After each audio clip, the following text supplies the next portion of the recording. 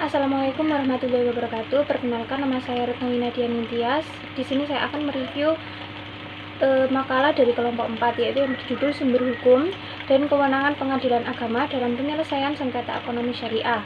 Yang pertama adalah sumber-sumber hukum. Sumber-sumber hukum ada dua, yaitu sumber hukum formil dan sumber hukum material. Sumber hukum formil adalah sumber yang diakui oleh suatu sistem hukum yang secara langsung membentuk suatu hukum. Sumber hukum formil dari penyelesaian sengketa ekonomi syariah antara lain yang pertama, HIR, RBG, BW, BRT, Undang-Undang Nomor 48 Tahun 2009 tentang Kekuasaan Kehakiman, Undang-Undang Nomor 14 Tahun 1985, Undang-Undang Nomor 2 Tahun 1986, Jurisprudensi Mahkamah Agung, dan Surat Edaran Mahkamah Agung. Lalu yang kedua yaitu sumber hukum material. Sumber hukum material adalah suatu sumber hukum dari mana hukum itu berasal. Sumber hukum yang paling utama yang dijadikan dasar dalam mengadili perkara sengketa ekonomi syariah yaitu Al-Quran dan As-Sunnah. Selain itu terdapat sumber-sumber hukum yang lain, yaitu yang pertama undang-undang, kedua fatwa DSN atau Dewan Syariah Nasional, ketiga akad perjanjian, empat fikih dan usul fikih, lalu yang kelima adat kebiasaan, KHIS atau kompilasi hukum ekonomi syariah, lalu yang terakhir jurisprudensi dalam doktrin ekonomi syariah. Lalu kewenangan pengadilan agama dalam penyelesaian sengketa ekonomi syariah dibagi menjadi 4 periode, yaitu yang pertama, kewenangan peradilan agama pra dan pasca pembaruan Undang-Undang Republik Indonesia Nomor 7 Tahun 1989. Sejak sebelum kemerdekaan, sesungguhnya hukum Islam itu telah berlaku di Indonesia, menjadi hukum yang hidup di dalam masyarakat. Artinya, ketika hukum Islam dilaksanakan, maka segala proses persoalannya juga ditangani dan menjadi kompetisi peradilan agama.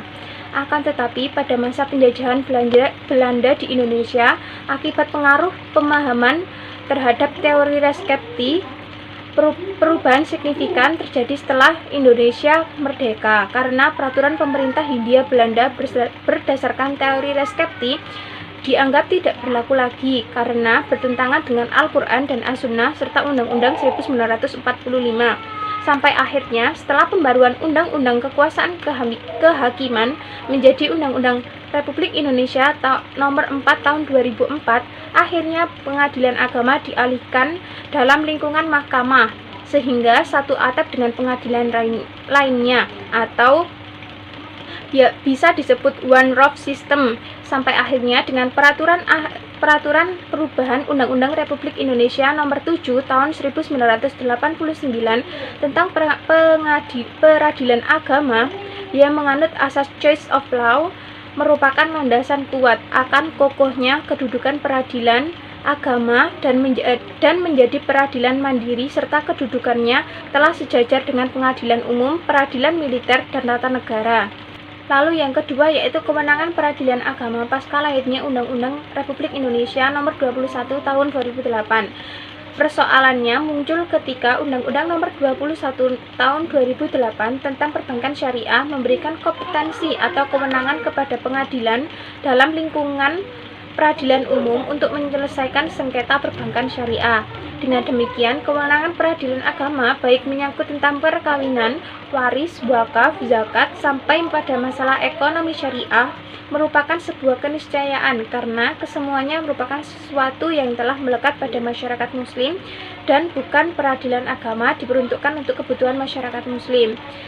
Lalu yang ketiga, pada pasal 49 Undang-Undang Nomor 3 Tahun 2006, ruang lingkup kewenangan lingkungan peradilan agama saat ini tidak hanya terbatas pada sengketa yang terjadi antara orang Islam dengan non-Islam atau antara orang non-Islam dengan lembaga atau intuisi Islam, bahkan termasuk juga sengketa antara sesama non-Islam sekalipun, sepanjang sengketa tersebut termasuk dalam ruang lingkup bidang-bidang yang masih menjadi kewenangan lingkungan peradilan agama telah disebutkan dalam pasal 49 Undang-Undang Nomor 3 Tahun 2008. Lalu yang terakhir, putusan Mahkamah Konstitusi Nomor 93 PUU X /2012 adanya putusan Mahkamah Konstitusi yang telah ditetapkan pada hari Kamis tanggal 29 Agustus tahun 2013, maka tidak ada lagi dualisme kewenangan pengadilan dalam menyelesaikan sengketa ekonomi syariah.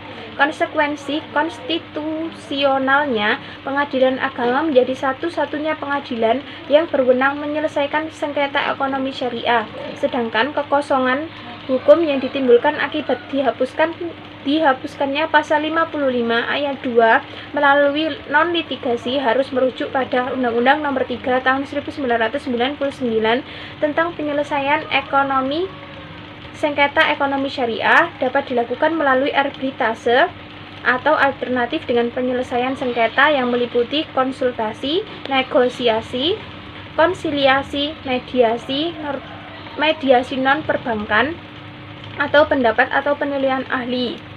Demikian review dari saya, kurang lebihnya mohon maaf. Wassalamualaikum warahmatullahi wabarakatuh.